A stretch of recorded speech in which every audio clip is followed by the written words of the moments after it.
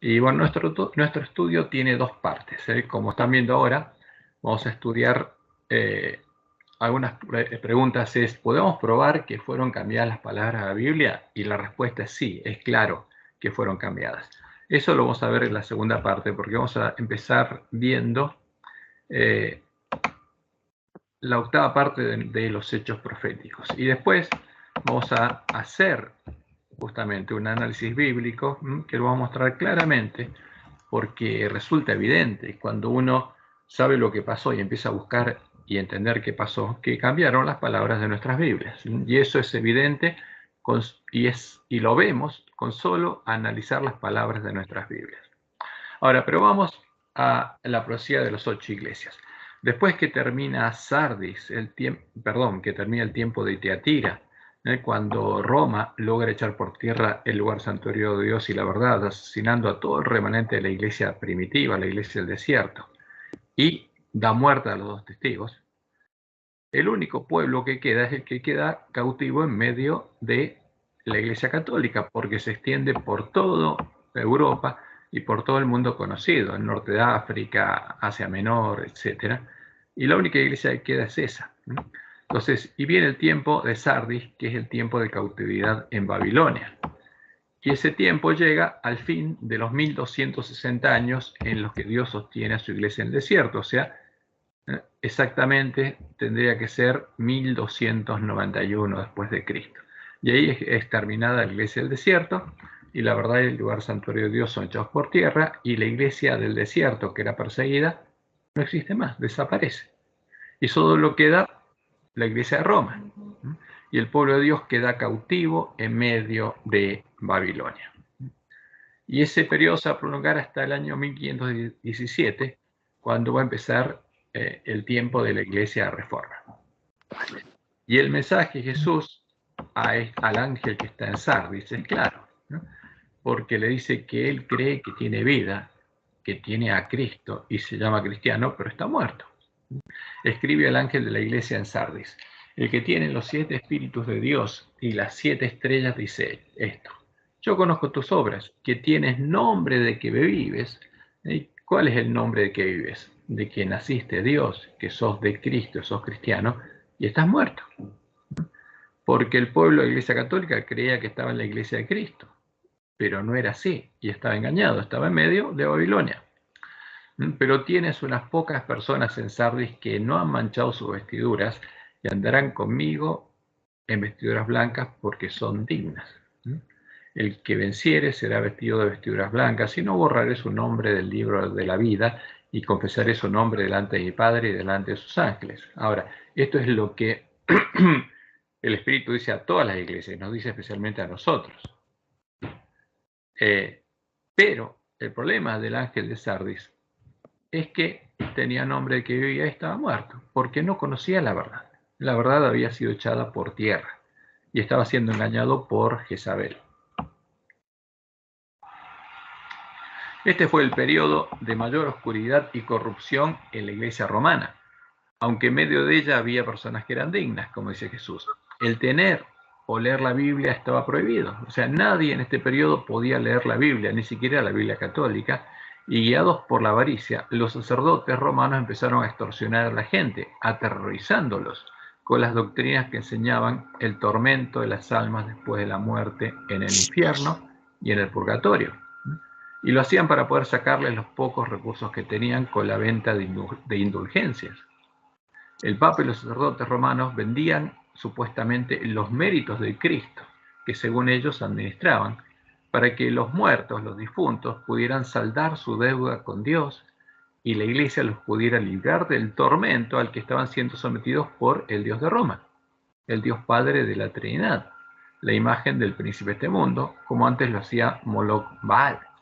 Porque, según las doctrinas de Roma, ahí está la balanza que introdujeron, que se introdujo en el tiempo del caballo negro, porque ese es el paganismo. Entonces hay un juicio inmediato después de la muerte, porque el alma es inmortal. Entonces, ¿a dónde va el alma después de la muerte? Entonces tienen que haber un juicio, hay una balanza, y se pesan las obras, ¿no?, en esa balanza. Y van al cielo, al purgatorio o al infierno. Entonces, ¿qué pasa con esas almas? Incluso las que ellos dicen que van al purgatorio son purificadas por el fuego, como hacía Moloch, y el sufrimiento. Y después que sus ropas están blancas, ahí se ve al Dios Padre, al que adora Roma, sacándolo de las llamas del fuego. Entonces, fíjense esto es lo que dice la Enciclopedia Católica. En su uso teológico, infernus, es un lugar de castigo después de la muerte. O sea que después de la muerte el alma está viva y la van a castigar. Los teólogos distinguen 4 significados del término infierno. Infierno, en el sentido estricto del término, o el lugar de castigo para los condenados, sean estos demonios u hombres. Ahora, y presten atención a estas palabras, porque después las van a ver reflejadas en la Biblia católica. Está también el limbo de los infantes, limbus parvulorum, donde son confinados y padecen cierto tipo de castigo aquellos bebés que murieron solo con el pecado original y sin pecado mortal. O sea, fíjense acá, Roma dice que su Dios castiga a los bebés inocentes que nacen con el pecado original. Porque si, según ella, todos nosotros heredamos en nuestra naturaleza el pecado de Adán, cosa que es una mentira. Y está el limbo de los padres, limbus patrum, en donde las almas de los justos que murieron antes de Cristo esperaban su admisión al cielo. O sea, eran las almas que tenían que ir al cielo, pero no podían ir. Pues, mientras tanto, si se fijan, por favor, hay un micrófono abierto. Pues mientras tanto, hermano que estás tosiendo, cierra el micrófono, por favor. Entonces, pues mientras tanto, el cielo estaba cerrado para ellos como castigo por el pecado de Adán. ¿Qué quiere decir esto? Que hasta que Jesús murió, las almas de Adán, de Eva, la de Abel, estaban todas ahí en este limbo. Y el cielo estaba cerrado por ellos como castigo, o sea, Dios los estaba castigando. Es una aberración, es terrible esto, por el pecado de Adán. Y recién cuando Jesús le pagó a este Dios, porque este Dios necesita que le paguen con sangre, recién después ahí, Jesús los liberó y pudieron entrar al cielo. Y está el purgatorio, donde los justos que mueren en pecado venial, como en Roma dice, no de muerte, sino venial, o que aún tienen una deuda de la pena temporal por el pecado, porque cada uno tiene que pagar, son limpiados por el sufrimiento antes de su admisión al cielo. O sea, ¿qué dice Roma? Que el Dios de Roma usa el sufrimiento como herramienta y se cobra con el sufrimiento. O sea, es vencido de lo malo, como dice Pablo, porque le hace el mal a los que caen en sus manos. Esto es lo que enseña Roma. Entonces, según ellos, como escribieron en la Biblia católica y en el catecismo, supuestamente Cristo, al darle la llave del reino a Pedro y al darle a Pedro y a los apóstoles la autoridad de atar y desatar en el cielo, la tierra y el infierno, les había dado autoridad de perdonar pecados. Por eso, si la Iglesia de Roma no les perdonaba los pecados a los hombres, administrándoles los méritos de Cristo, nadie podría salvarse. Fíjense lo que dice Roma. Esto también es la Enciclopedia Católica. Las llaves de San Pedro son un símbolo de la Iglesia Católica y más específicamente del papado. Simbolizan las llaves del cielo y del infierno. Fíjense, Jesús tenía las llaves del infierno y del cielo y se las dio teóricamente a Pedro, confiadas a Simón Pedro. Son de oro y de plata para representar el poder de atar y desatar. Según la Iglesia Católica, Jesús se las dio a San Pedro como signo de su supremacía sobre los demás discípulos y apóstoles. O sea, ¿qué quiere decir? Que había un discípulo que ejercía supremacía. O sea que por eso reina, tiene corona, es el rey. La Iglesia Católica es su reino. Y ahí estaban las llaves y la tiara que supuestamente Jesús le dio. Pero nosotros sabemos que esta se la dio Constantino. Y acá están las cruces que usan todos los sacerdotes paganos. Porque el que era justamente pontífice y tenía autoridad en el cielo, tierra e infierno, era el pontífice romano, el pagano de Jezabel. Y no tiene nada que ver con Jesús.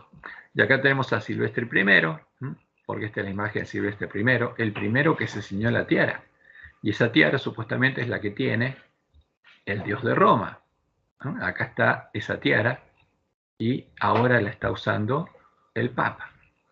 Y acá está la balanza con la que se pesa a los hombres. Y acá está el Dios del cielo mirando cómo son atormentados. Y a su vez, Roma, y lo podemos ver en la Enciclopedia Católica, presenta estas imágenes de el Dios del infierno, ¿no? También con una tiara. ¿Por qué? Porque este Dios es el mismo. O sea, solo que tiene dos caras. Y aquí está justamente tocando música, Lucifer con todos los demonios y torturando a los que caen ahí.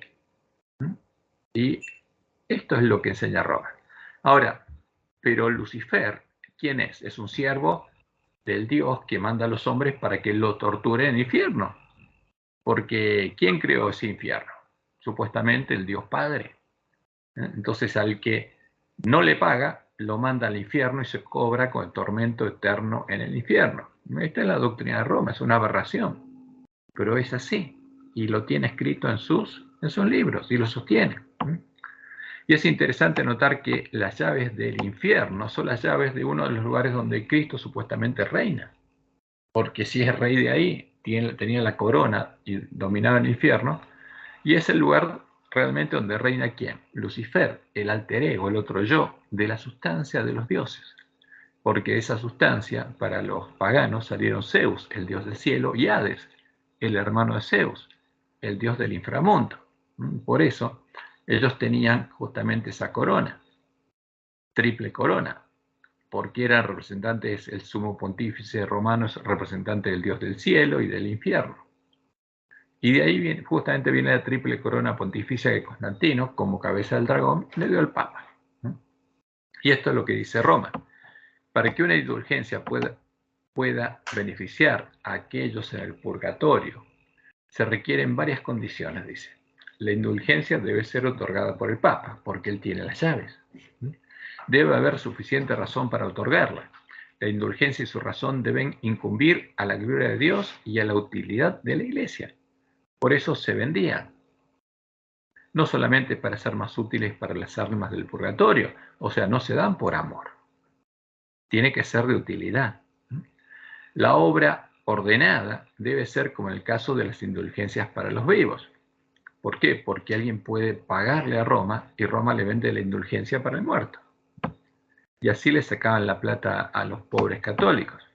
Si el estado de gracia, dicen, no es una condición requerida, con toda probabilidad la persona que desempeña la obra puede ganar la indulgencia para los muertos, incluso si él mismo no esté en amistad con Dios. ¿Quién dijo esto? El jesuita Bellarmino. Ahora, ¿qué significa esto? Que un ladrón, un asesino, con la plata robada, puede comprar una indulgencia para alguien que está muerto. Y a Roma no le importa, con tal que sea de beneficio para Roma, está bien. Porque esa es la moral de Roma. Además, para justificar la persecución y el asesinato de los herejes, Roma indica que fue Jesús el que le dio la misión y la autoridad de extirpar la herejía de la iglesia. Entonces, porque se embriagó de la sangre de los mártires de Jesús y ahora dice que fue Jesús el que le dio la orden. Esto es justamente la Enciclopedia Católica, dice Roma. Siendo la herejía un veneno mortal que se genera en el seno de la misma iglesia, debe ser erradicado. Este veneno, dice, es un veneno, hay que erradicarlo. Si es que se desea que ésta viva y lleve a cabo su misión de continuar la obra salvadora de Cristo, su fundador, que previó la enfermedad. Entonces, ¿qué dice? Esto es una enfermedad, es un cáncer. Hay que erradicar, hay que matar a todos los herejes. También proveyó la medicina, dice Roma. Dotó a la iglesia de la infalibilidad al enseñar. El oficio de enseñar corresponde a la jerarquía, la ecclesia docent, la cual, bajo ciertas condiciones, es el último criterio de verdad en asuntos de fe y moral. O sea, no la Biblia, sino lo que dice la iglesia. Las decisiones infalibles. ¿Por qué? Porque cuando habla la iglesia es infalible. Entonces no puede cambiar eso porque fue infalible. también puede ser tomadas por el Papa cuando enseña ex cátedra, o sea, cuando se sienta en el trono de San Pedro, dicen ellos. Y esto llega hasta el párroco, porque dice el párroco, o sacerdote, el curita, el párroco, en su parroquia, y el obispo en su diócesis, ¿no? Porque a ellos se les delega, tienen la obligación de conservar inmaculada la fe de su rebaño. O sea, se arma una estructura jerárquica donde se obliga a los que son partes de esa estructura a conservar inmaculada la fe de su rebaño. Al pastor supremo de todas las iglesias, al Papa, se le ha dado el oficio de abrevar todo el rebaño cristiano. Y fíjense, ellos al decir eso están hablando de todos los protestantes, incluyendo a la iglesia adventista. De ahí que el poder de erradicar la herejía es un elemento esencial en la constitución de la iglesia. Esto es lo que dice Roma. O sea, Jesús le dio autoridad ¿a quién? Al obispo de Roma para extirpar la herejía. Y el obispo de Roma, siguiendo las órdenes de Jesús, lo hizo. Entonces acá vemos las imágenes que ellos ponen en la Enciclopedia Católica, donde muestran la quema de herejes. O sea, esa es la forma con que cumplieron la orden de Jesús. O el ajusticiamiento de Juan Hus, ¿no? Quemándolo vivo. Esa es la forma en que Roma justamente cumplió estas supuestas órdenes de Jesús. Y después que los sabios de Roma cambiaran las palabras de la Biblia, justamente para reflejar todas sus doctrinas, en nuestras Biblias, los cadáveres de los dos testigos, hay muchas palabras puestas en boca de Jesús con claras evidencias a favor de él. Primero, el nombramiento que Jesús hace de Pedro como cabeza de la iglesia. O sea, eso está en la boca de Jesús, en las palabras de Jesús, que está en la Biblia católica. La autoridad de Pedro y de los apóstoles para atar y desatar en la tierra y en el cielo. Está en la Biblia nuestra, en nuestra Biblia. La autoridad de la iglesia para perdonar pecados. También está claramente en nuestra Biblia. La autoridad de la iglesia para definir y enseñar doctrina. La autoridad de la iglesia para extirpar la herejía. Y está en nuestras Biblias. O sea, los versículos que usa Roma justamente para justificar lo que hace, están en nuestras Biblias. La doctrina de la Trinidad, también, como dice Roma, el dogma que ella definió, ahora aparece en la Biblia, como si los apóstoles hubieran dicho las palabras que dan soporte a la doctrina de la Trinidad, y en sus bocas están los dogmas filosóficos paganos que usó Roma.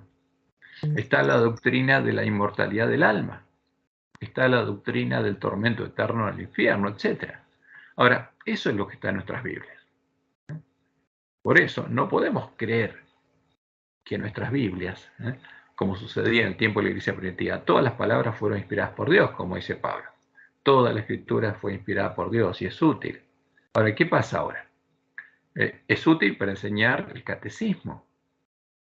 Ese es el problema. Y vamos a ver, por eso Dios nos dice y nos advirtió lo que pasaría y nos indicó que tenemos que arreglar nuestras lámparas. Ahora, como vemos en los siguientes artículos del Catecismo Romano, Roma usa estos pasajes del Nuevo Testamento, de nuestras Biblias, para dar sustento bíblico a sus afirmaciones. Por eso en el Catecismo leemos, vamos a leer algunos artículos. 533 dice: Jesús ha confiado a Pedro una autoridad específica. A ti te daré las llaves del reino de los cielos, y lo que ates en la tierra quedará atado en los cielos, y lo que desates en la tierra quedará desatado en los cielos. Mateo 16, 19. Ahora, ¿fue Jesús el que dijo eso? Vamos a verlo, vamos a analizarlo racionalmente. El poder de las llaves, dice Roma, designa la autoridad para gobernar la casa de Dios, que es la iglesia. O sea, ¿quién era la cabeza de la iglesia? Era Jesús. ¿Quién guiaba a los apóstoles? Jesús. ¿Había un papa en el tiempo de Jesús? No. Ahora, pero en nuestras Biblias aparece en Mateo 16, 19 lo que dice Roma. Jesús, el buen pastor, Juan 10, 11, confirmó este encargo después de su resurrección. Apacienta mis ovejas, como leemos en Juan 21, 15 al 17. El poder de atar y desatar significa, según Roma, la autoridad para absolver pecados. ¿Qué significa? Autoridad para absolver pecados. O sea, el Papa tiene autoridad para perdonar pecados, y no solo el Papa, sino ¿quién? Los sacerdotes romanos. Fíjese, pronunciar sentencias doctrinales, o sea, porque tiene autoridad para definir doctrina, como el falso profeta ahora reconoció que Roma tiene esa autoridad y se unió a Roma en puntos comunes de doctrina, y tomar decisiones disciplinares en la iglesia, o sea, aplicar disciplina. Jesús confió esta autoridad a la iglesia por el ministerio de los apóstoles, Mateo 18:18, y particularmente por el de Pedro, el único a quien él confió explícitamente las llaves del reino. Ahora, fíjense que esto es muy delicado, porque si nosotros tomamos estos versículos como verdaderos, lo podemos aplicar en la iglesia adventista. Porque si la iglesia adventista es la iglesia remanente, y la iglesia tiene autoridad para perdonar pecados, como dicen nuestras Biblias, entonces la iglesia adventista puede perdonar también, si es la iglesia remanente.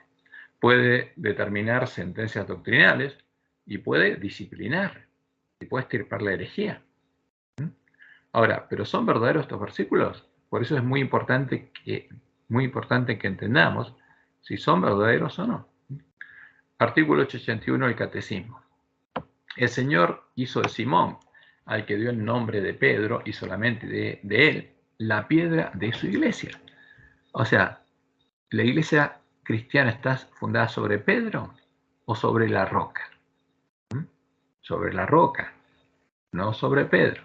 Le entregó las llaves de ella, de vuelta, lo instituyó pastor de todo el rebaño.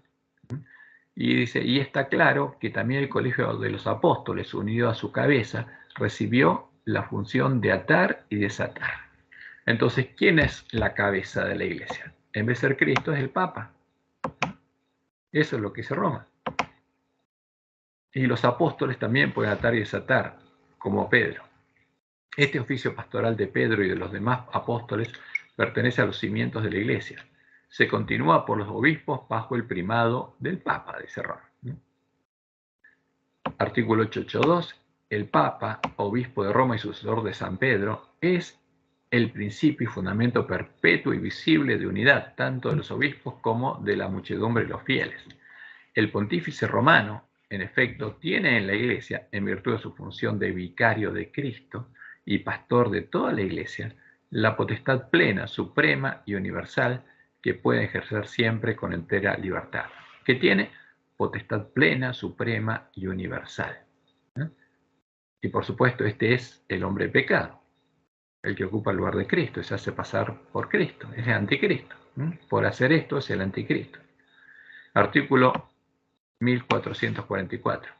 Al hacer partícipes a los apóstoles su propio poder de perdonar pecados, el Señor les da también la autoridad de reconciliar los pecadores con la Iglesia. Esta dimensión eclesial de su tarea se expresa particularmente en las palabras solemnes de Cristo a Simón Pedro. A ti te daré las llaves del reino de los cielos, y lo que ates en la tierra quedará atado en los cielos, y lo que desates en la tierra quedará desatado en los cielos. Está claro que también el colegio de los apóstoles, unido a su cabeza, de vuelta repite lo mismo, recibió la función de atar y desatar dada a Pedro. Y el artículo 1445 dice lo siguiente: las palabras atar y desatar significan que a quien excluyáis de vuestra comunión será excluido de la comunión con Dios. Por esto acá viene la tradición de Roma, que cuando Roma bautiza, entonces el nombre del bautizado se anotó en el libro de la vida. Y cuando Roma excluye de la comunión de Roma a alguien, su nombre es borrado del libro de la vida, porque según ellos tienen las llaves del reino, y cuando ellos bautizan a alguien, su nombre es incluido en el libro de la vida, y si ellos lo excluyen, será excluido de la comunión con Dios. O sea, Dios no puede tener relación con ¿quién? Con nadie, si la iglesia de Roma lo excluye, o sea, tiene más poder que Dios. Aquel a quien que recibáis de nuevo en vuestra comunión, Dios lo acogerá también en la suya. Entonces, si viene alguien y paga y lo acoge en Roma, Dios tiene que también acoger, dice. La reconciliación con la iglesia es inseparable de la reconciliación con Dios, ¿no? Esto es lo que rompió Lutero cuando se dio cuenta que era una mentira. Ahora, ¿son verdaderos estos pasajes o estas partes, o son parte de las palabras que los sabios de Roma introdujeron en nuestras Biblias? Los pasajes del Nuevo Testamento citados por Roma para sustentar su doctrina son los primeros que debemos analizar, poniéndolos a la luz de los otros pasajes de la Biblia que hablan sobre el mismo tema en particular, a la ley y al testimonio. Y lo haremos en el estudio que incluiremos como anexo, el anexo 5 que vamos a estudiar ahora. Voy a ponerle el número para que sea fácil identificarlo. Ahí vamos a analizar estas palabras. Si no arreglamos nuestras lámparas, podemos llegar a utilizar las palabras de los sabios de Roma para seguir las pisadas de Roma. Y justamente esa es la misión de los lobos vestidos de ovejas. Tienen que hacer que sigamos las huellas de Roma. Incluso para perseguir a nuestros hermanos con el objeto de extirpar la herejía, pensando que rendimos servicio a Dios. Ahora, y lo importante es eso, tener mucho cuidado, porque en nuestra iglesia a veces se usan las mismas palabras que usa Roma. Y en Juan 16, 1 al 3 leemos: estas cosas os he hablado para que no tengáis tropiezo, dice Jesús. Os expulsarán de la sinagoga. Alguien pensará que tiene poder para expulsar de las iglesias.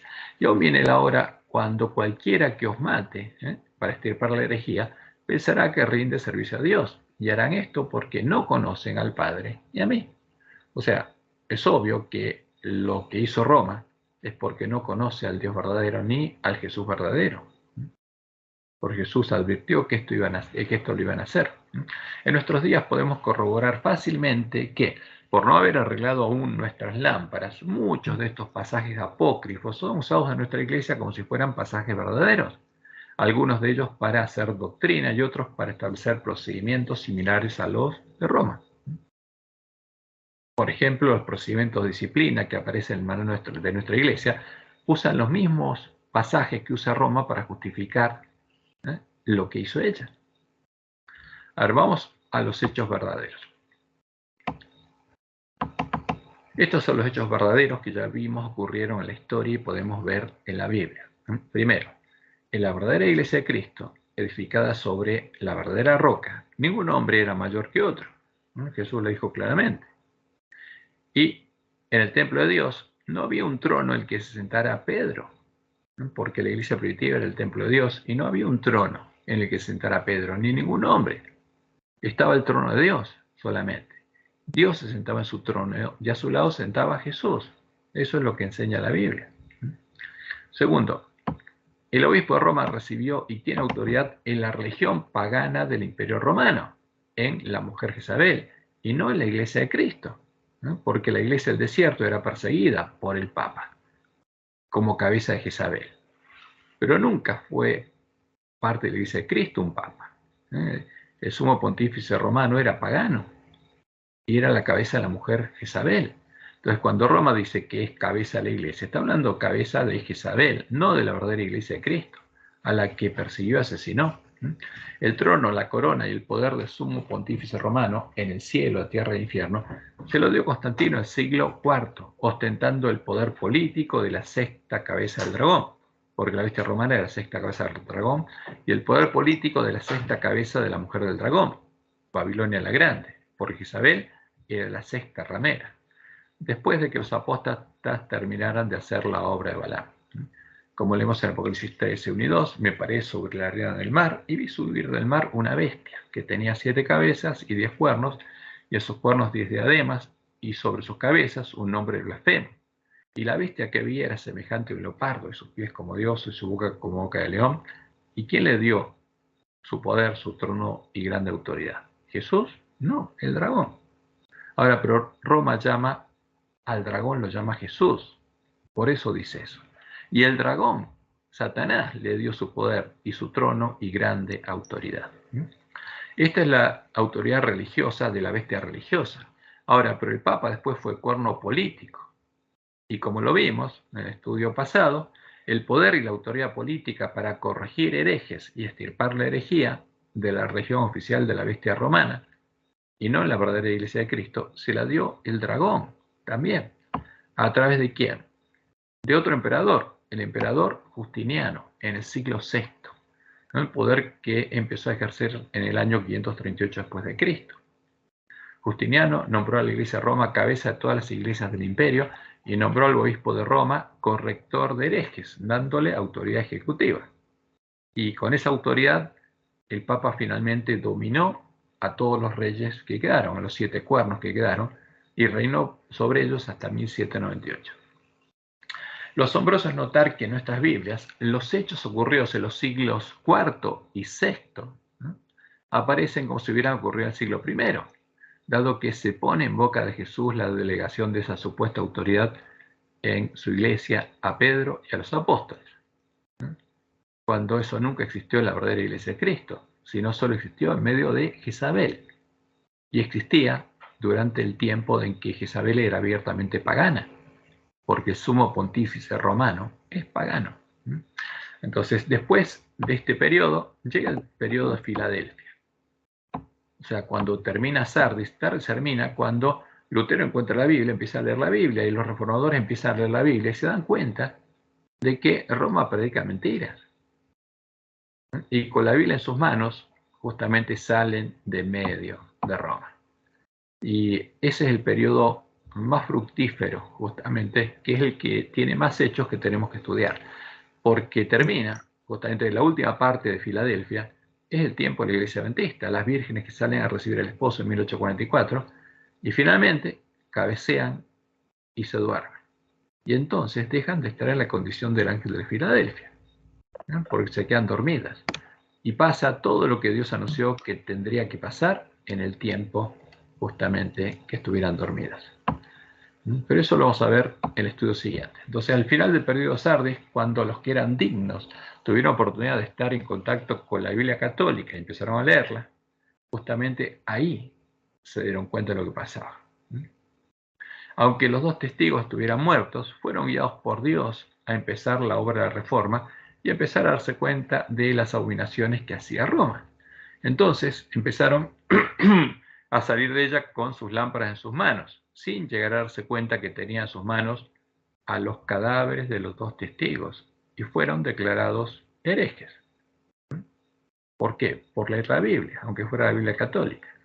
Entonces, lo que vamos a hacer ahora es dedicarnos, antes de llegar al tiempo de Filadelfia y ver lo que pasó en Filadelfia, a ver estos hechos. Entonces, vamos al anexo 5 de las preguntas y respuestas. ¿Fueron cambiadas las palabras de la Biblia? ¿Realmente fueron cambiadas? Porque muchos de nosotros, cuando apenas se empiezan los estudios bíblicos en la iglesia adventista, ¿qué se dice? Se lee las palabras de Pablo a Timoteo, donde dice: toda la escritura es inspirada por Dios. Ahora, pero eso ahora no es verdad, porque Dios nos mostró por medio de Elena White y por medio de la Biblia que ahora ya no es así, ¿no? Fueron inspiradas por Dios en la verdadera Biblia, pero no todas las palabras de la Biblia católica son inspiradas por Dios. Algunas son inspiradas por Satanás. Como Dios lo anunció en su profecía y se lo mostró a Elena White, Roma dio muerte a los 2 testigos, quemando todos los ejemplares de la Biblia sin corrupción, y cambió las palabras en la Biblia católica, la única que quedó, a la que Jesús llama los cadáveres de los 2 testigos. Como leemos en Apocalipsis 11, del 3 al 8, dice Jesús: y daré a mis 2 testigos que profeticen por 1260 días vestidos de silicio, siendo perseguidos, porque la verdadera Biblia y la verdadera iglesia era perseguida, ¿no?, hasta el fin del siglo XIII. Estos testigos son los 2 olivos y los 2 candeleros que están en pie delante del Dios de la tierra. Si alguno quiere dañarlos, sale fuego de la boca de ellos y devora a sus enemigos. Y si alguno quiere hacerles daño, debe morir él de la misma manera. Estos tienen poder para cerrar el cielo a fin de que no llueva en los días de su profecía, porque en las palabras de los 2 testigos está la profecía de Dios. Y tienen poder sobre las aguas para convertirlas en sangre y para herir la tierra con toda plaga, cuantas veces quieran, porque todo lo que está escrito ahí se va a cumplir. Es la palabra profética más segura. Ahora, lo interesante es esto: cuando hayan acabado su testimonio de 1260 años, o sea, a fin del siglo XIII, la bestia que sube al abismo hará guerra contra ellos y los vencerá y los matará. Dios está diciendo: los va a matar. Y entonces no va a dar más testimonio verdadero. ¿Y sus cadáveres qué quedarían? Los cadáveres estarán en la plaza de la grande ciudad que en sentido espiritual se llama Sodoma y Egipto, o sea, Babilonia, Sodoma y Egipto, ¿no? Porque la ciudad del dragón, que adora al Dios de Egipto, donde también nuestro Señor fue crucificado. Y para mostrarnos lo que había pasado en este periodo, Dios le mostró a Elena de White, y está registrado en 1 Escritos 214, lo siguiente: me fue mostrado un tiempo en que Satanás triunfaba especialmente. Multitudes de cristianos eran muertos de una manera espantosa porque querían conservar la pureza de su religión, ¿eh? Y estos cristianos eran los de la iglesia primitiva. La Biblia era odiada y se hacían esfuerzos para raerla de la tierra. Querían raer a los dos testigos, pero esta iglesia los protegía. A la gente se le prohibía leerla, so pena de muerte, y todos los ejemplares que se podían encontrar eran quemados. Roma encontraba un ejemplar de la verdadera Biblia y lo quemaba. Solo dejaba, ¿eh?, los ejemplares de los cadáveres, a los que después ni siquiera les permitió leer a los católicos.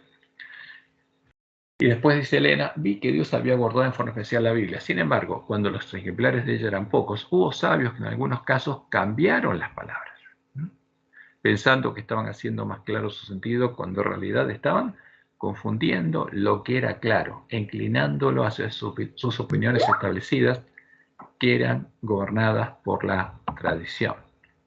Entonces, ¿qué hicieron? Dios nos dice que cambiaron las palabras.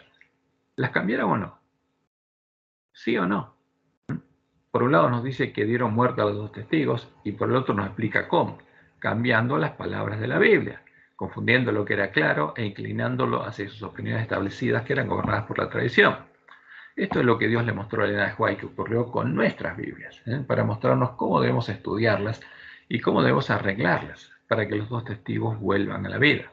Primero, los siervos de Roma cambiaron las palabras de la Biblia, especialmente las palabras del Nuevo Testamento, que habían sido inspiradas por Dios en los apóstoles, y pusieron en su lugar sus propias palabras, que no son inspiradas por Dios. Con estas palabras confundieron lo que era claro y lo inclinaron hacia la tradición de Roma, reflejando en nuestras Biblias las falsas doctrinas y dogmas de Roma. Por esa causa, las doctrinas de Roma pueden ser enseñadas con nuestras Biblias, aunque sean falsas doctrinas, y son llamadas doctrinas bíblicas por las personas que creen en ellas. ¿Por qué? Porque las ven en la Biblia que tienen en las manos. Y si no arreglamos nuestras lámparas, no podremos diferenciar a la verdad de la mentira. Eso es lo que Dios nos está diciendo. Ahora, vamos al punto. Dios le mostró a Elena cómo usan Roma y sus siervos los cadáveres de los dos testigos. Para poder enseñar con la Biblia católica a las falsas doctrinas de Roma, sus sabios cambiaron las palabras de la Biblia por sus propias palabras, que les dan un supuesto soporte bíblico. Entonces, por eso las doctrinas de Roma se pueden enseñar con la Biblia católica. Para hacernos creer en ellas, sus siervos presentan ante nosotros los pasajes que dan soporte a las falsas doctrinas, para que nosotros creamos que esas falsas doctrinas son verdaderas, y ocultan las palabras de la Biblia que las contradicen. ¿Por qué? Porque los sabios de Roma no cambiaron todas las palabras, cambiaron algunas palabras. Porque como a los católicos no se les prohibía leer la Biblia, con que existieran versículos donde ellos pusieran algunos pasajes y le leyeran esos pasajes, ya estaba. Porque ¿qué tenía que decir un católico cuando lee la Biblia católica? Palabra de Dios. Amén. Ahora, y fíjense lo que dice Elena, Conflicto de los Siglos, página 639. En su afán por desacreditar los preceptos divinos, Satanás pervirtió las doctrinas de la Biblia. ¿Las pervirtió? No, sí. De suerte que se incorporaron errores en la fe de millares de personas que profesan creer en las Santas Escrituras. Pero como no arreglan sus lámparas, creen en las doctrinas pervertidas por Roma. Y en Evangelismo, página 429, leemos: todos debieran familiarizarse con la palabra de Dios, porque Satanás pervierte y cita erróneamente las Escrituras, y los hombres siguen su ejemplo presentando una parte de la palabra de Dios. ¿Qué presentan? Una parte. A quienes desean conducir por senderos falsos y ocultan la parte que echaría a perder sus planes. ¿Por qué? Porque es evidente que lo que introdujo Roma es contradicho por el resto de la Biblia, porque es contrario al resto de la Biblia. Entonces tienen que ocultarlo. Todos tienen el privilegio de familiarizarse con un claro "así dice Jehová", dice Elena, porque el "así dice Jehová" contradice a las doctrinas de Roma. Hay pastores falsos, dice ella, que están dispuestos a decir y hacer cosas perversas. ¿Y dónde estarían? En nuestra iglesia. Por eso dice ella, nuestros hijos debieran ser instruidos de tal modo que lleguen a conocer perfectamente la palabra de Dios, a fin de ser capaces de saber cuándo se lee una parte de la Escritura y se deja de leer otra parte, a fin de causar una falsa impresión, porque este es el modo de operación de los lobos y de los que están ciegos, o de los falsos pastores. Entonces, se lee una parte y se oculta el resto, para engañar. Vemos que, como resultado de la obra de Satanás y de sus siervos, profesando creer en la Biblia, podemos estar creyendo a la mentira y tener errores en nuestra fe. ¿Por qué? Porque creímos a los hombres que, como indica Elena de White, siguiendo el ejemplo de Satanás, nos presentaron una parte de la Biblia, la parte que da soporte a las falsas doctrinas que ellos enseñan, y nos ocultaron las palabras de la Biblia que echarían a perder sus planes. Y nosotros no pudimos descubrir el engaño porque, como también deben llegar a hacerlo nuestros niños, aún no conocemos perfectamente la palabra de Dios y no pudimos darnos cuenta cuando nos leyeron una parte de la Biblia y nos dejaron de leer las otras partes a fin de causar una falsa impresión. Y esto es lo que harían los lobos que vendrían a nosotros vestidos de oveja. Pero si nosotros nos convertimos, como dice Elena, en verdaderos buscadores de la verdad, podemos buscar y encontrar la verdad, estudiando nuestras Biblias en conjunto, buscando y encontrando todos los testimonios de la Biblia sobre un tema terminado, la cadena perfecta de la cual una porción se vincula con la otra y la explica. Dice Elena, pero vi que la palabra de Dios en conjunto, ¿cómo en conjunto? No partes aisladas. Es una cadena perfecta de la cual una porción se vincula con la otra y la explica. Los verdaderos buscadores de la verdad no necesitan errar. Y el pueblo antista es el pueblo que tiene que completar reformas, que tiene que encontrar la verdad echada por tierra. Porque no solo es la palabra de Dios clara y sencilla de presentar el camino de la vida, sino que el Espíritu Santo es dado como guía para comprender el camino de la vida en ella revelado. Cuando se terminaron de escribir los libros del Nuevo Testamento, en la Biblia de la Iglesia primitiva, la Biblia de la Iglesia del Desierto, todas las escrituras del Antiguo Testamento y el Nuevo Testamento eran coherentes y daban el mismo testimonio. Pero después de los cambios introducidos por los sabios de Roma en la Biblia católica, en los cadáveres de los dos testigos, esa coherencia ya no existe. Y vamos a ver lo que es claro que no existe. Las palabras que los sabios de Roma introdujeron en nuestras Biblias, especialmente en los libros del Nuevo Testamento, primero, dan testimonios contradictorios con los testimonios del Antiguo Testamento. Entonces, ¿qué es lo que pasa? Dios no se contradice. Si el mismo espíritu que guió a los profetas guió a la iglesia cristiana, no se puede contradecir. Pero el Nuevo Testamento contradice el testimonio del Antiguo Testamento y todos los testimonios del Antiguo Testamento resultan ser coherentes entre sí. No hay incoherencia en el Antiguo Testamento. ¿No? En el Nuevo Testamento está. Y a su vez dan testimonios contradictorios con los otros testimonios del Nuevo Testamento. O sea, el Nuevo Testamento se contradice a sí mismo. Pero resulta que estos otros partes siguen siendo coherentes con los testimonios de la palabra del Antiguo Testamento. Entonces hay una parte del Nuevo Testamento que es totalmente coherente con el Antiguo, y eso nos muestra que son inspirados, y hay otras palabras que contradicen tanto al Antiguo como al Nuevo. Entonces, sabiendo lo que pasaría con nuestras Biblias, Dios llamó al Antiguo Testamento y al Nuevo Testamento. Vamos a corregir esto porque no se entiende.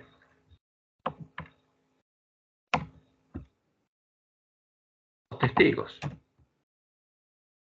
Para que nosotros, fíjense por qué lo llamó sus dos testigos. Para que nosotros, primero, apliquemos lo que Él nos enseñó y no demos por verdadero el testimonio de un solo testigo. Y menos si este testimonio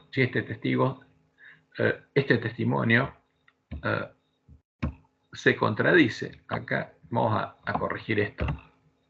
Se contradice con sus otros testimonios. A ver. Si un testigo dice algo y después se contradice, ¿es confiable? No.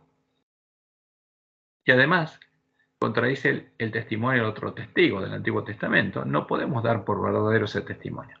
Solo podemos y debemos dar por verdadero el testimonio coincidente de los dos testigos. Cuando el Nuevo Testamento y el Antiguo Testamento dan el mismo testimonio, entonces ese es verdadero. Como leemos en Deuteronomio 19:15, no se tomará en cuenta un solo testigo.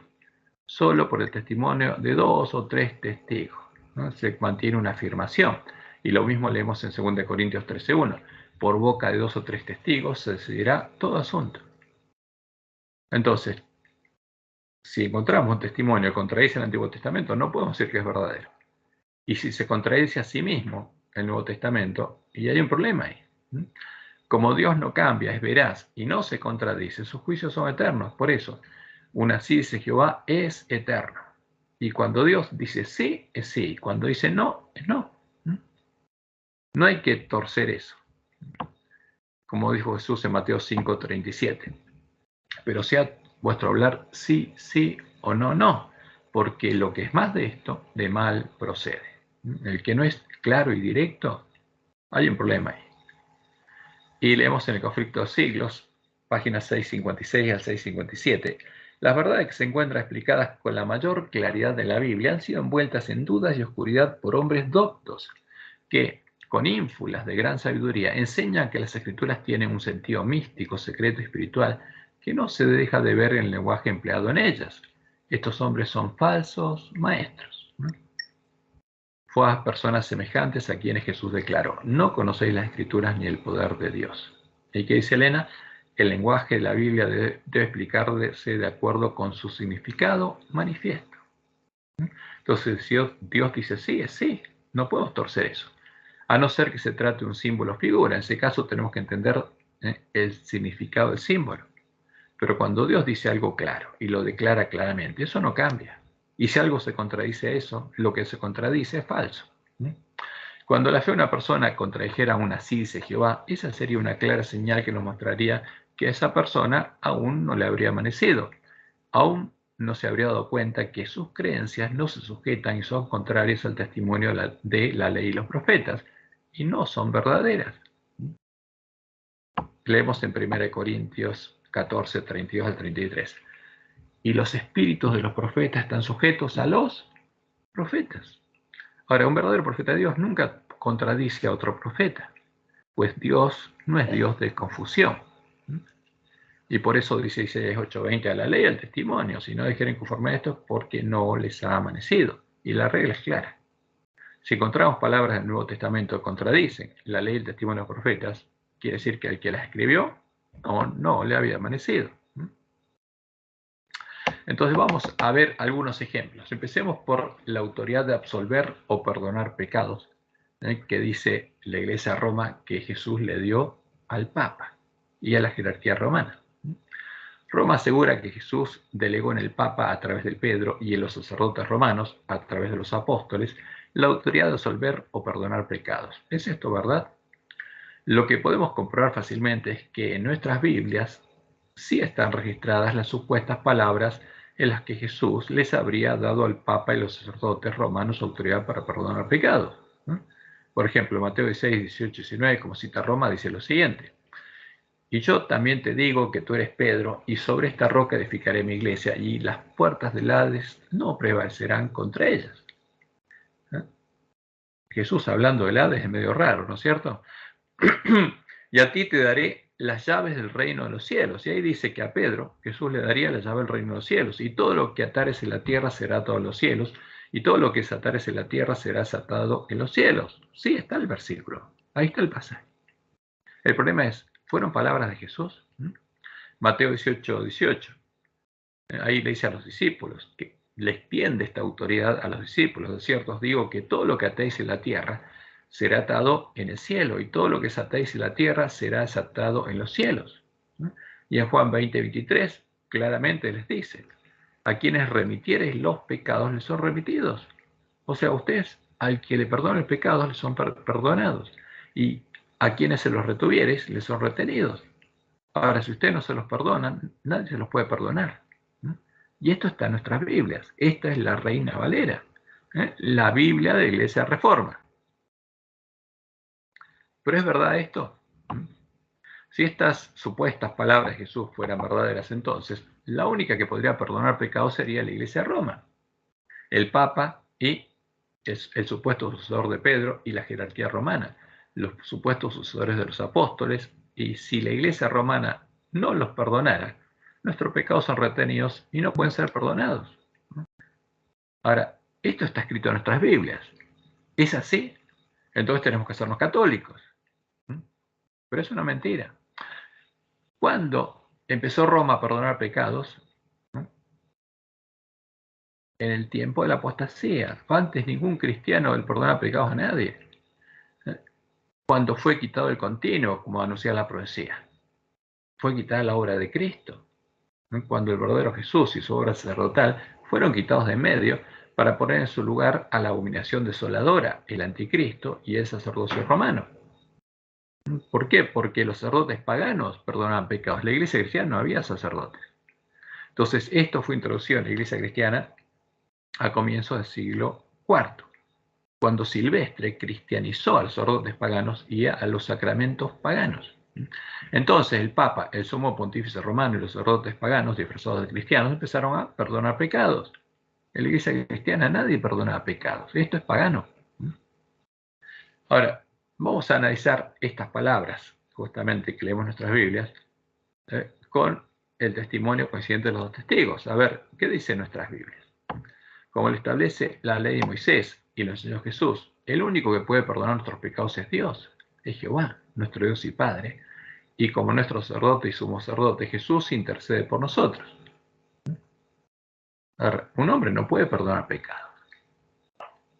Isaías 1, 16 al 18. Lavaos y limpiaos, quitad la iniquidad de vuestras obras delante de mis ojos, dejad de hacer lo malo, aprended a hacer el bien, buscad el juicio, restituid al agraviado, haced justicia al huérfano, amparad a la viuda. Venid luego, dice Jehová, y estemos a cuenta. Si vuestros pecados fueren como la grana, como la nieve serán emblanquecidos. Si fueren rojos como el carmesí, vendrán a ser como blanca lana. Si quisiereis y oyereis, comeréis el bien de la tierra. Si no quisiereis y fuereis rebelde, seréis consumido a espada, porque la boca de Jehová lo ha dicho. ¿Quién perdonaba el santuario? Solo Dios. ¿Un sacerdote perdonaba pecados? No, jamás. Solo Dios perdona pecados. Y en el Nuevo Testamento sigue igual. Jesús es nuestro, ¿qué cosa? Nuestro sacerdote. Fue ungido sacerdote según el orden de Melquisedec. Y leemos Mateo 5, 18 y 23 a 24. Porque es cierto os digo que hasta que pase en el cielo y la tierra, ni una jota ni una tilde pasará de la ley hasta que todo se haya cumplido. Y esto enseñaba Jesús. Y después le lee la ley. Por tanto, si traes tu ofrenda al altar y allí te acuerdas de que tu hermano tiene algo contra ti, deja allí tu ofrenda delante del altar y anda, reconcíliate primero con tu hermano, como dice Levítico 6. Y entonces ven y presenta tu ofrenda. ¿A quién? A Dios. Y Dios te va a perdonar. Entonces, ¿qué hacía Jesús? A los pecadores los mandaba al templo para que Dios los perdone. ¿Iba a cambiar la ley? No. ¿Iba a haber otro camino para ser perdonados? No. Como dice Pablo en Romanos 8, 33 al 34. ¿Quién acusará a los escogidos de Dios? Dios es el que justifica. Dice, ¿Pablo perdonaba pecados? No. ¿Algún obispo? No. Solo Dios. ¿Quién es el que condenará? Cristo es el que murió, más aún el que también resucitó, el que además está a la diestra de Dios, el que también intercede por nosotros. Como dice después en 1 Timoteo 2:5, porque hay un solo Dios y un solo mediador entre Dios y los hombres, Jesucristo, hombre. ¿Hay alguien más que pueda perdonar pecados? No. Es una barbaridad. Ahora, si Jesús hubiera dicho lo que en nuestras Biblias está escrito en Juan 20:23, que les dio autoridad para perdonar pecados, entonces sería él y no el Papa el que habría empezado a cambiar los tiempos y la ley, porque eso es contrario a la ley, y habría invalidado la obra de su padre y su propio ministerio sacerdotal en el santuario celestial. Jesús habría quitado el continuo antes de empezar a realizarlo, lo cual es absurdo. porque el continuo fue quitado en el siglo IV. El testimonio coincidente de los dos testigos es verdadero, es la verdad, y es contrario al de Juan 20:23. Por lo tanto, debemos concluir que el testimonio de Juan 20:23 es un falso testimonio, y es un texto apócrifo. No es verdadero, es mentira. Entonces, volvamos un poquito acá. Dice Juan 20:23. A quienes remitiereis los pecados les son remitidos, y a quienes se los retuviereis les son retenidos. Esto es una mentira. Vamos a ver un poco mejor por qué es una mentira, pero es contrario a la ley del testimonio de los profetas. O sea, esas no son palabras de Jesús. Entonces vamos a ver algunos de estos textos en su contexto. Entonces, cuando analizamos el contexto inmediato de estos textos, nos damos cuenta que estos pasajes resultan ser un burdo agregado, insertado en el texto que parece ser el original, sin que el que lo hiciera se preocupara demasiado de integrarlo en su contexto. Ahora, ¿por qué? Como los católicos tenían prohibido leer la Biblia, enchufaban un texto en cualquier lugar y después lo leían. Entonces vamos a leer Mateo 16, donde supuestamente Jesús le da a Pedro la llave del reino. Mateo 16:13. Viniendo Jesús a la región de Cesarea de Filipo, preguntó a sus discípulos diciendo: ¿quién dicen los hombres que es el Hijo del Hombre? Ellos dijeron: uno Juan el Bautista, otros Elías, y otros Jeremías, o algunos de los profetas. Y él les dijo: ¿y vosotros? ¿Quién decís que soy yo? Respondiendo Simón Pedro dijo: tú eres el Cristo, el Hijo del Dios viviente. Entonces le respondió Jesús: bienaventurado eres Pedro, Simón, hijo de Jonás, porque no te lo reveló carne y sangre, sino mi Padre que está en los cielos. Ahora, si nos saltamos estos versículos, Jesús está hablando, fíjense, ¿de qué? De la revelación.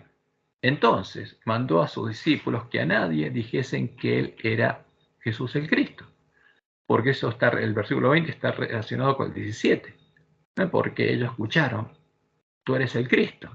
Y entonces Jesús mandó a sus discípulos que a nadie dijesen que él era Jesús el Cristo. Ahora, y acá hay dos versículos en el medio, y es un agregado burdo, vamos a ver por qué. Y yo también te digo que tú eres Pedro, y sobre esta roca edificaré mi iglesia, y las puertas del Hades, porque Hades está puesto ahí, pues el nombre de ¿quién? El dios del inframundo. Estaban Zeus y Hades. Y Jesús jamás iba a usar ese nombre, porque eso eran cosas sacrificadas a los ídolos, y las puertas del Hades no prevalecerán contra ella.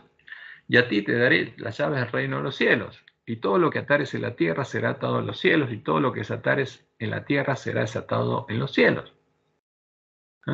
¿Dijo eso Jesús? Vamos a ver que no. Si las palabras de los versículos 18 y 19 que dan soporte a las doctrinas de Roma, pero contradicen el testimonio coincidente de los dos testigos, justamente, sin estas palabras, el texto de Mateo 16 resulta ser coherente.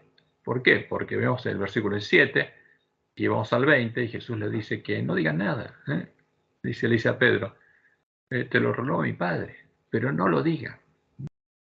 Entonces, si ese insertado resulta ser coherentes. Si seguimos leyendo Mateo, el texto de Mateo 16, 18, 19 también resulta ser incoherente con su texto más amplio, dado que, ignorando estas supuestas palabras de Jesús, porque Jesús hubiera dicho esto delante de todos los discípulos, todos lo conocerían, en las que Jesús ya le habría dicho a Pedro que le daría las llaves del reino o la plena autoridad en su iglesia, frente a todos los discípulos, nombrándolo el mayor. Entonces, ¿qué pasa? En los capítulos siguientes, justamente, no veríamos lo que vemos, que los discípulos, incluyendo a Pedro, seguían disputando sobre quién sería el mayor, sin haberse enterado de estas supuestas palabras de Jesús. Y lo interesante es que acá, fíjense, aparecen palabras que jamás Jesús usó. Por ejemplo, Jesús nunca usó la palabra iglesia. La palabra iglesia Jesús no la usó, porque recién se empezó a llamar iglesia después, ¿no?, a la iglesia cristiana. Y jamás iba a hablar del Hades. Jamás iba a hablar del Hades, porque esto era pagano. Entonces eso nos muestra que estas palabras fueron insertadas posteriormente. Ahora, el problema más interesante es que los discípulos supuestamente escucharon esto, pero nadie lo sabía. por ejemplo, leemos Mateo 18, 1 al 3. En aquel tiempo los discípulos vinieron a Jesús diciendo, ¿quién es el mayor en el reino de los cielos? Ahora, pero si en el capítulo 6 Jesús dijo que era Pedro, ¿por qué le iban a preguntar quién es el mayor? Es incoherente. Y llamando Jesús al niño, lo puso en medio de ellos y les dijo, de cierto os digo que si no os volvéis y os hacéis como niños, no entraréis en el reino de los cielos. Y en Mateo 20, como seguían disputando y peleándose, le dice lo siguiente. Entonces Jesús llamándolos dijo, sabéis que los gobernantes de las naciones se enseñorean de ellas. Tienen tronos, son señores de las naciones. Y los que son grandes ejercen potestad sobre ellas potestad. Mas entre vosotros no será así. Ahora, ¿cómo Jesús va a decir esto si en Mateo 16 le dijo a Pedro que iba a ser el mayor? Y que iba a tener la llave del reino. Esto nos muestra claramente que lo que dice Mateo 16 es una mentira. Porque Jesús lo niega acá esas palabras. Entonces vemos una incoherencia en las mismas palabras del Nuevo Testamento. ¿Por qué? Porque eso lo agregaron, es falso. Es evidente que es falso. Esas palabras no son de Jesús. Mas entre vosotros no será así. O sea, no habría un trono, ni nadie ejercería un dominio, un reinado, un primado. No. Sino que el que quiera hacerse grande entre vosotros será vuestro servidor, y el que quiera ser el primero entre vosotros será vuestro siervo. Entonces vemos claramente que sí, los versículos de Mateo 16, 18, 19, el relato de los capítulos 16, 18 y 20 de Mateo vuelve a ser coherente con su contexto. ¿Por qué? Porque seguían disputando. Jesús no había resuelto esa disputa nombrando a Pedro y además dijo que entre ellos no habría un mayor, y no lo había. Cuando vemos el testimonio de Pablo, como Pablo retaba a Pedro, cuando Pedro se seguía equivocando, vemos que eso es falso, ¿no? ¿Cuál es la conclusión ineludible? Mateo 16, 18 al 19 es un texto apócrifo, como Juan 20, 23. Son mentiras, no son las palabras de Jesús, son las palabras que introdujeron los sabios de Roma. Entonces, si uno estudia la Biblia así, tratando de entenderla, y ve las incoherencias, porque lo hicieron de forma muy burda, si lo hubieran hecho sin tanta impunidad, por ahí se preocupaban de cambiar todo para que quede correcto, pero no.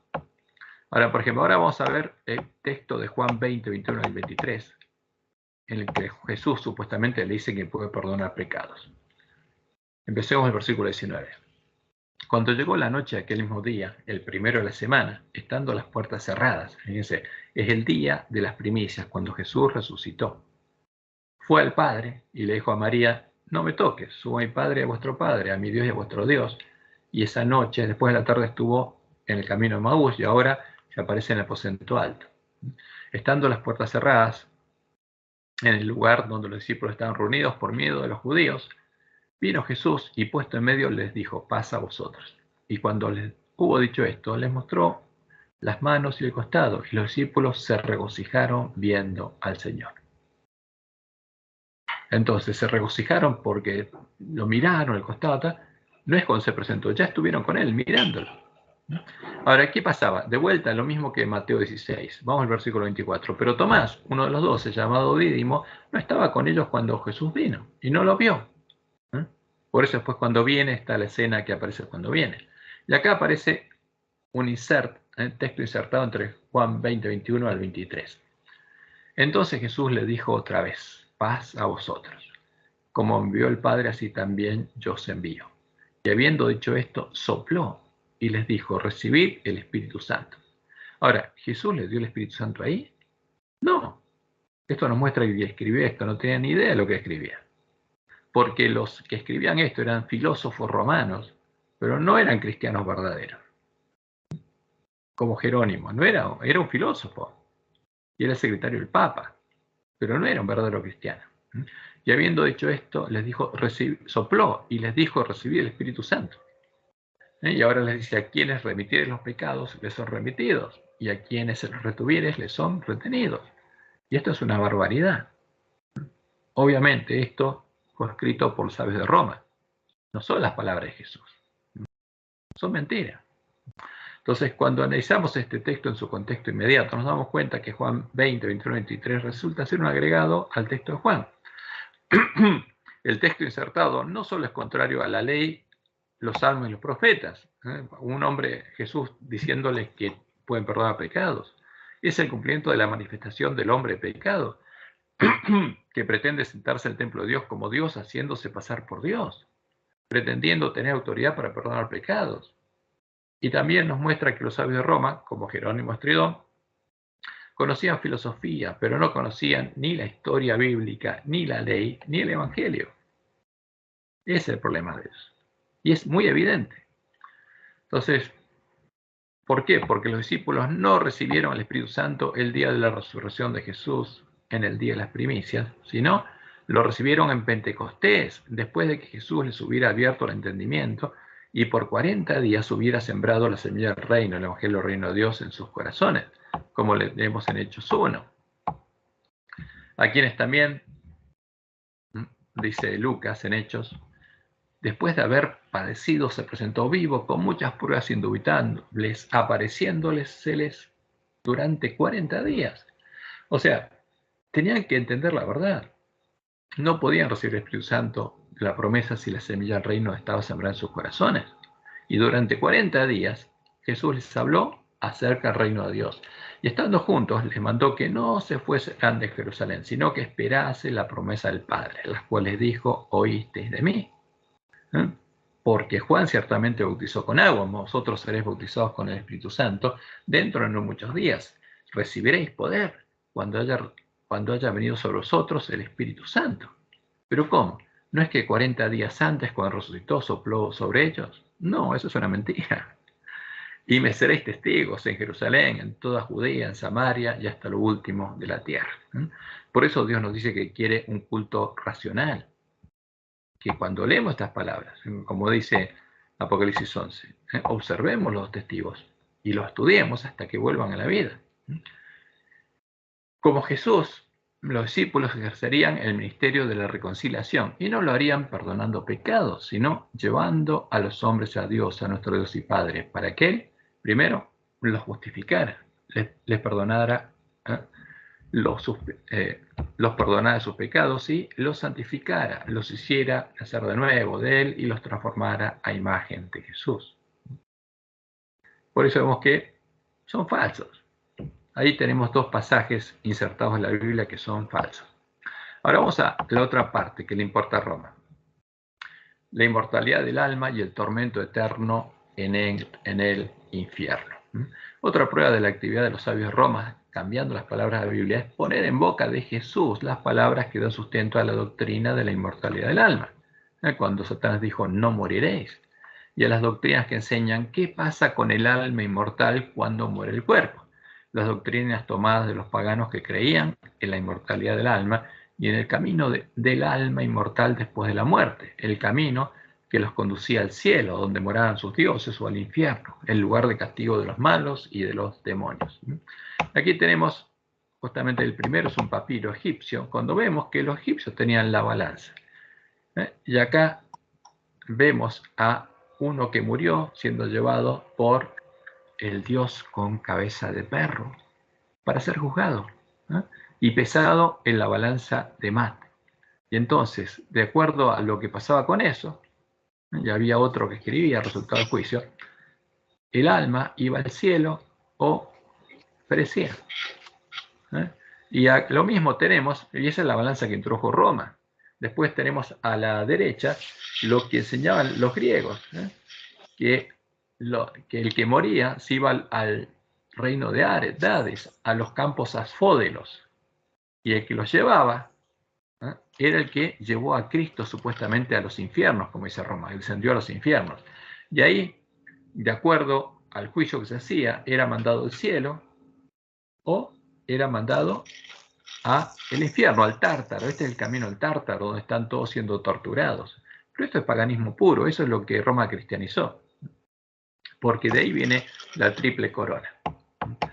Entonces, el sostener la doctrina de la inmortalidad del alma y de la existencia del infierno es esencial para Roma, ya que Constantino le dio al Papa la triple corona pontificia, símbolo de su autoridad en el cielo, la tierra y el infierno. Por eso los sabios de Roma pusieron en la boca de Jesús las palabras que salieron de la boca del dragón, como podemos ver en los siguientes textos del Nuevo Testamento. Ahora, en este primer texto se presenta a Jesús dando testimonio de la existencia del infierno de fuego, al que quedan expuestos los pecadores. Mateo 5, 22. Hay un micrófono abierto, por favor, fíjense si los pueden cerrar. Así no quedan las palabras grabadas. Mateo 5, 22. ¿Se pueden fijar, por favor? Si no, me tengo que fijar yo. Eso que ha pasado. Ellos se van a acordar que ellos murieron, mamita, ¿verdad? Ellos se van a despertar en el momento que estaban muriendo. ¿Ya? Y van a recordar. Ahí está. Bueno. Entonces, ¿qué dice Mateo 5:22? Pero yo os digo, cualquiera que se enoje contra su hermano será culpable de juicio, y cualquiera que diga necio a su hermano será culpable ante el concilio, y cualquiera que le diga fatua quedará expuesto al infierno de fuego. Ahora, estas palabras están ahí. La palabra infierno figura en la boca de Jesús. En nuestras Biblias figura esta palabra. Quedará expuesto al infierno de fuego. Entonces Jesús lo dijo, como dicen los evangélicos. No podemos negar la palabra de Jesús. El infierno existe.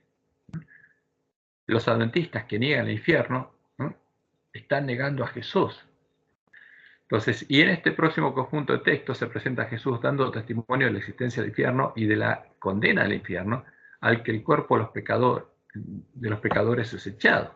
Mateo 5, 29 al 30. Por tanto, si tu ojo te es ocasión de caer, sácalo y échalo de ti. Pues mejor te es que se pierda uno de tus miembros y no que todo tu cuerpo sea echado al infierno. Jesús dijo esto. Y si tu mano derecha te es ocasión de caer, córtala y échala a ti. Pues mejor te es que se pierda uno de tus miembros y no que todo tu cuerpo sea echado al infierno. Y en Mateo 18, 19, si tu ojo te es ocasión de caer, sácalo y échalo a ti. Mejor te es entrar con un solo ojo en la vida que teniendo dos ojos ser echado en el infierno a fuego.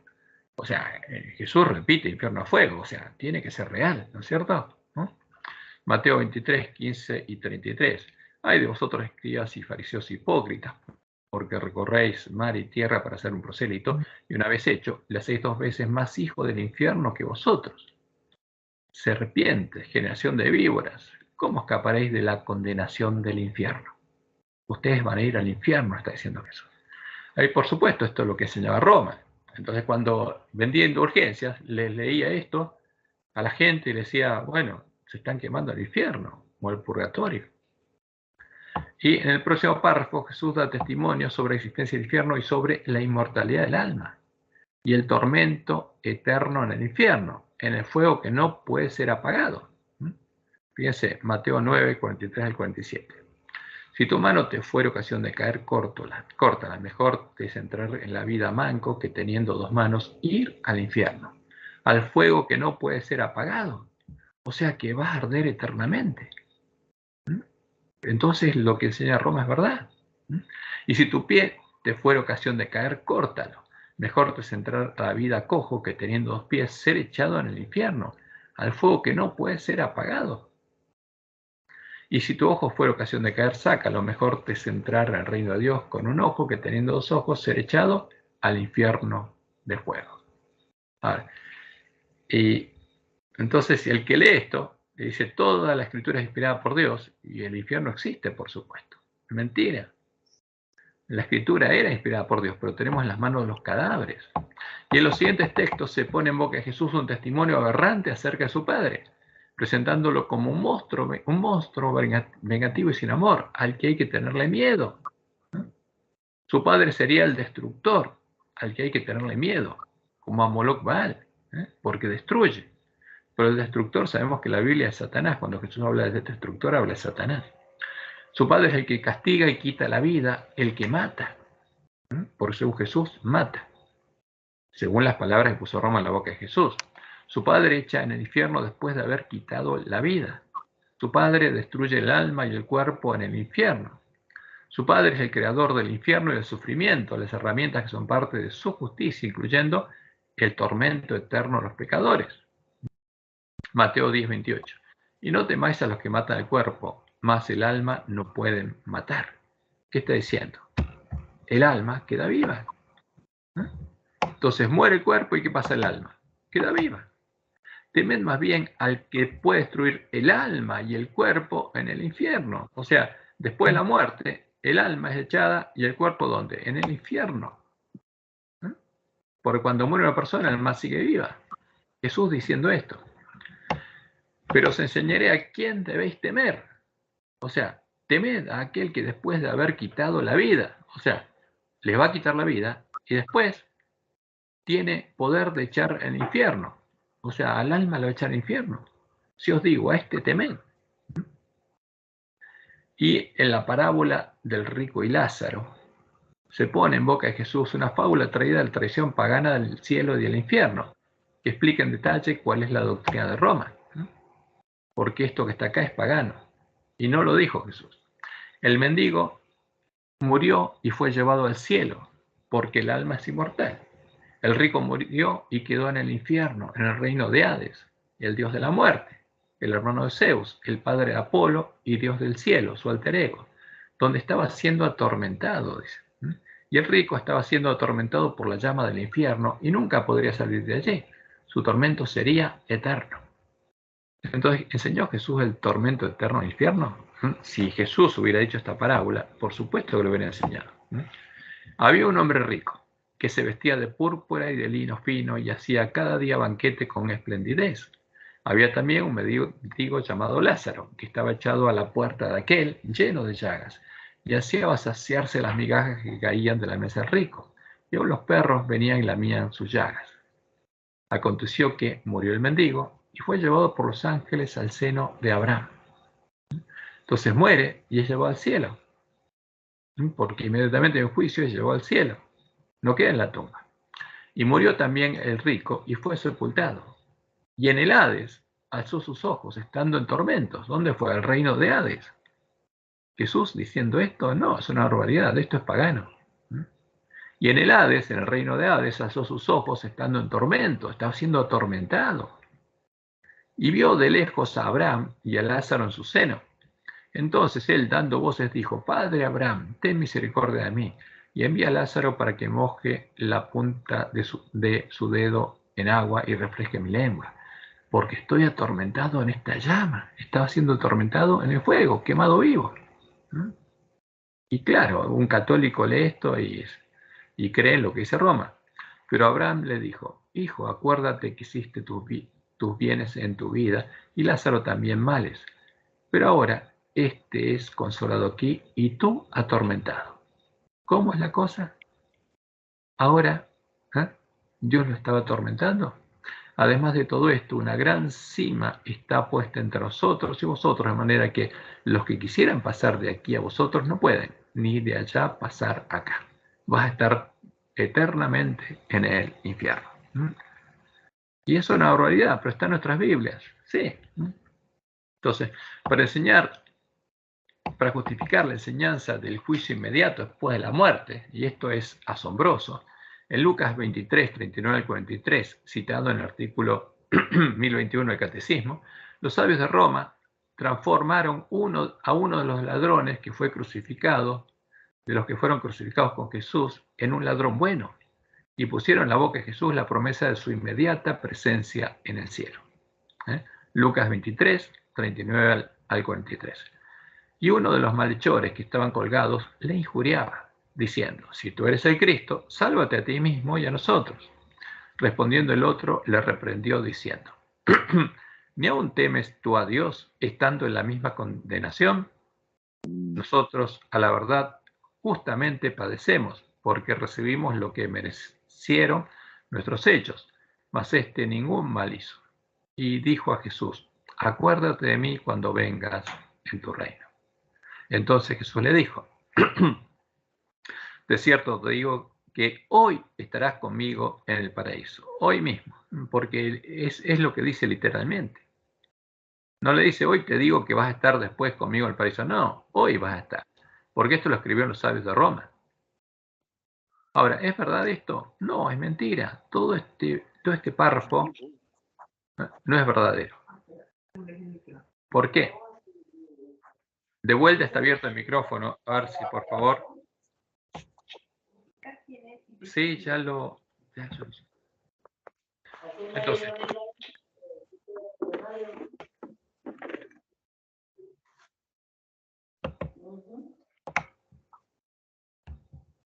ok, ahí está. Entonces, fíjense que esto está en nuestras Biblias. ¿Y cuántos versículos escucharon predicar con este texto en nuestros sermones? Y yo lo habré escuchado más de 100 veces. Ahora, pero cuando uno empieza a estudiar la Biblia y poner línea sobre línea todo lo que dice, se da cuenta de lo siguiente. Esta obra le hicieron con total desparpajo e impunidad, sin siquiera tener en cuenta que, para conservar mínimamente la coherencia del texto, también deberían haber cambiado los pasajes que nos muestran que no existió tal ladrón bueno. De vuelta aquí. No. Ahí está. Entonces, según Lucas 23, hay un ladrón bueno y uno malo. Ahora, ¿pero qué dicen los otros textos? No existió tal ladrón. Y las palabras que pusieron en la boca de Jesús los sabios de Roma son falsas. Lucas 23, 39 al 43 es una mentira. Fíjense lo que dice Mateo 27, 38 al 44. Entonces crucificaron con él a dos ladrones, uno a la derecha y otro a la izquierda. Y los que pasaban le injuriaban, meneando la cabeza y diciendo: tú que derribas el templo y en 3 días lo reedificas, sálvate a ti mismo. Si eres el Hijo de Dios, desciende de la cruz. De esta manera también los principales sacerdotes, escarneciéndole con los escribas y los fariseos y los ancianos, decían: a otro salvó, a sí mismo no se puede salvar. Si es el Rey de Israel, descienda ahora de la cruz y creeremos en él. Confío en Dios, líbrele ahora si le quiere, porque ha dicho: soy Hijo de Dios. ¿Y qué pasaba? Lo mismo le injuriaban también los ladrones que estaban crucificados con él. ¿Había uno bueno? No, los dos se burlaban de Jesús. Y en Marcos 15, 31 al 32 leemos lo siguiente: de esta manera también los principales sacerdotes, escarneciéndolo, se decían unos a otros con los escribas: a otro salvó, a sí mismo no se puede salvar. El Cristo, Rey de Israel, descienda ahora de la cruz, para que veamos y creamos. ¿Y qué pasaba también? También los que estaban crucificados con él le injuriaban. ¿Dónde está el ladrón bueno? Es mentira, no existía. Es un invento de Roma para decir que Jesús le prometió al ladrón que iba a estar esa noche, esa tarde con él en el paraíso. Ahora, ¿qué pasó con Jesús? Iba a estar ¿cuántos días en la tumba? No iba a resucitar hasta el domingo, hasta el día de las primicias. Y es una mentira. Por eso todos estos testimonios son falsos. ¿Son verdaderos todos estos testimonios acerca de la existencia del infierno, del juicio inmediato y del tormento eterno? No, evidentemente no. Son falsos testimonios, son mentiras puestas por los sabios de Roma en la boca de Jesús y son contrarios al testimonio de la ley, los salmos y los profetas. Son mentiras. Antes que los lobos vinieran a nosotros vestidos de ovejas, los primeros adventistas del séptimo día se habían librado de la creencia en la inmortalidad del alma y del tormento eterno en el infierno, por haber seguido las instrucciones de Dios sobre cómo estudiar la Biblia y haber creído a todo lo que Dios había anunciado en la ley, los salmos y los profetas, porque buscaron y encontraron la cadena perfecta de verdades que Dios reveló sobre este punto específico, concluyendo que, primero, el alma no es inmortal. Ahora, si los adventistas hubieran hecho esto con todas las doctrinas, hubieran completado la obra que Dios nos dio. Primero, el alma no es inmortal. El hombre realmente muere, deja de ser y ya no es más. Como leemos en Génesis 3, 17 a 19, cuando Dios le dijo al hombre, y al hombre dijo: por cuanto obedeciste la voz de tu mujer y comiste del árbol que te mandé, diciendo: no comerás de él, maldita será la tierra por tu causa. ¿Y qué pasará? Con el sudor de tu rostro comerás el pan hasta que vuelvas a la tierra, porque de ella fuiste tomado, pues polvo eres y al polvo volverás. ¿Se va al cielo, al infierno? No. Descansa el hombre. Y leemos en Salmos 104, 29. Escondes tu rostro, se turban, les quitas el hálito, ¿no? El aliento de vida. Dejan de ser y vuelven al polvo. ¿Y qué pasa? Dejan de ser. Eclesiastés 3, 19 al 20. Porque lo que sucede a los hijos de los hombres y lo que sucede a las bestias, un mismo suceso es. Como mueren los unos, así mueren los otros, y una misma respiración tienen todos. Ni tiene más el hombre que la bestia, porque todo es vanidad. Todo va a un mismo lugar. Todo es hecho del polvo, y todo volverá al mismo polvo. ¿Tienen alma los animales? No. Eso es una cuestión pagana. Las almas se van reencarnando de diferentes modos. Eso es paganismo. Y leemos en Eclesiastés 12:7, y el polvo vuelve a la tierra como era, y el espíritu vuelve a Dios que lo dio. ¿Hay algún alma que queda dando vuelta? No, no queda nada. Entonces, ¿Jesús no conocía la Biblia? Por supuesto que sí, son palabras falsas las que pusieron en su boca. Y también los adventistas sabían que los muertos nada saben, no tienen conciencia y no van al cielo, ni al infierno, ni al purgatorio. Son moradores del polvo, como leemos en Eclesiastés 2:16. Porque ni el sabio ni del necio habrá memoria para siempre, pues en los días venideros ya todo será olvidado y también morirá el sabio como el necio. Y Eclesiastés 9, 5 y 6, porque los que viven saben que han de morir, pero los muertos nada saben. Hay un alma que sepa y que sea torturada, no es mentira. Ahora, Jesús no sabía esto, por supuesto que sí. Pero los muertos nada saben ni tienen más paga, porque su memoria es echada en olvido. También su amor y su odio y su envidia fenecieron ya, y nunca más tendrán parte en todo lo que se hace bajo el sol. Y Eclesiastés 9:10, todo lo que te viene a ir a la mano para hacer, hazlo según tus fuerzas, porque en el Seol, en la tumba, a donde vas, no hay obra, ni trabajo, ni ciencia, ni sabiduría. ¿Hay algo? No. Es todo mentira. De vuelta hay un micrófono abierto, si pueden fijarse, por favor.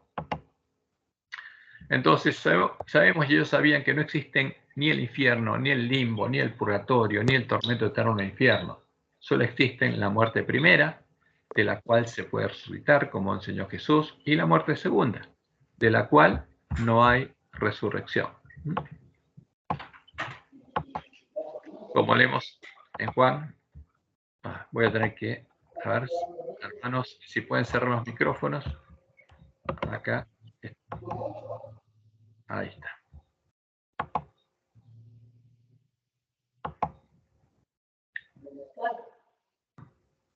Juan 11, 23 al 27. Jesús le dijo, tu hermano resucitará. Marta le dijo, yo sé que resucitará en la resurrección en el día postrero. Entonces, no sé qué pasa ahora que hay micrófono. Aquí hay un micrófono prendido. Ahí está.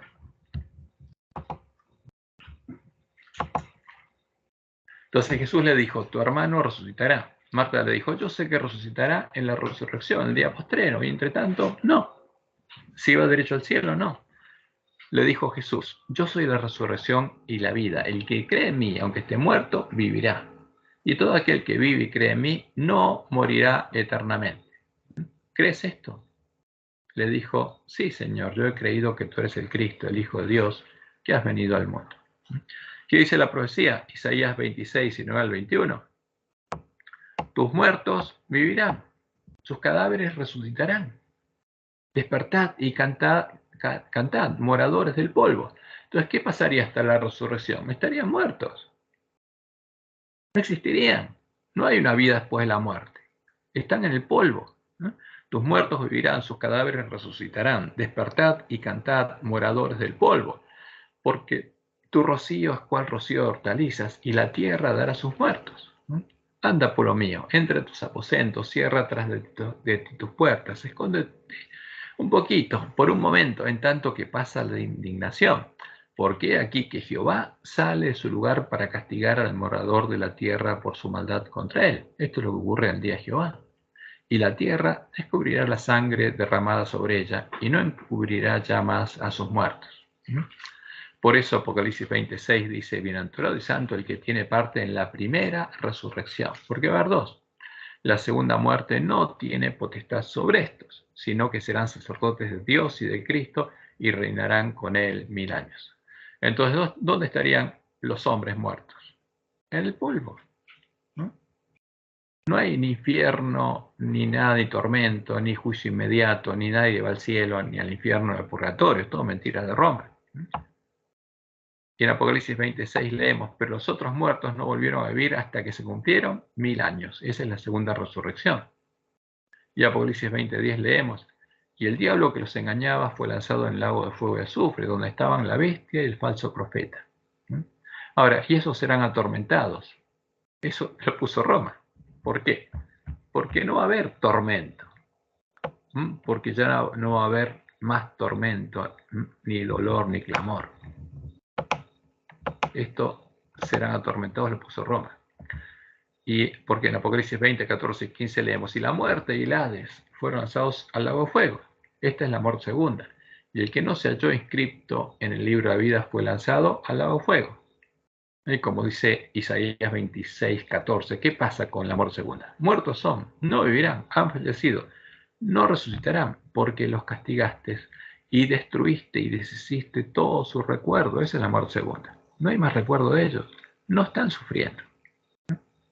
Desaparecen para siempre. Apocalipsis 21:4, enjugará Dios toda la lágrima de los ojos de ellos y ya no habrá muerte, ni habrá más llanto, ni clamor, ni dolor. ¿Habrá tormento en el infierno? No, para nada. Eso que puso Roma, por ejemplo, en Apocalipsis 20:10, como en los otros versículos en la boca de Jesús, es mentira. Ya no habrá muerte, ni habrá más llanto, ni clamor, ni dolor, porque las primeras cosas pasaron.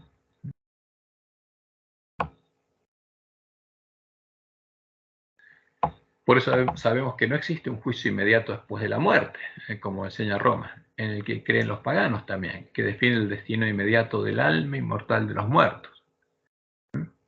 Y el juicio de los hombres que son salvos, porque su nombre no fue borrado por Jesús en el libro de vida, se da en el día antitípico de la expiación, en las bodas del Cordero, cuando Jesús confiesa el nombre de los vencedores delante de su Padre y de sus ángeles, como dice en Apocalipsis 3:5. El que venciere será vestido de vestiduras blancas, y no borraré su nombre del libro de vida, y confesaré su nombre delante de mi Padre y delante de sus ángeles. No hay un juicio inmediato después de la muerte, solo en el juicio investigador se juzgaría a los hombres. Y el juicio de los impíos y de los ángeles caídos se dará durante el milenio. Entonces, cuando vemos estas cosas, nuevamente concluimos que sí, es verdad.